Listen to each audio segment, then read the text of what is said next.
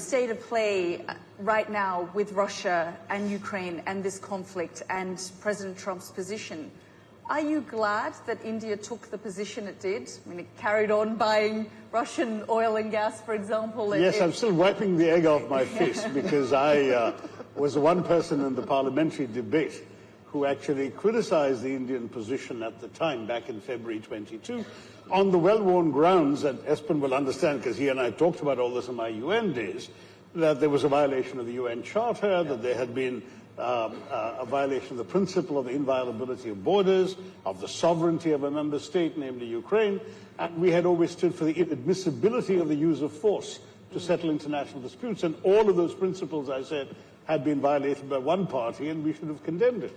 Well, a couple of years later, 3 years later, it does look like I'm the one with egg on my face, because clearly the policy has meant that India has actually a prime minister who can hug both the president of Ukraine and the president of Moscow 2 weeks apart and be accepted in both places. And therefore, India is in a position where it can make a difference to a lasting peace, if it was so required, in ways that very few countries would be able to.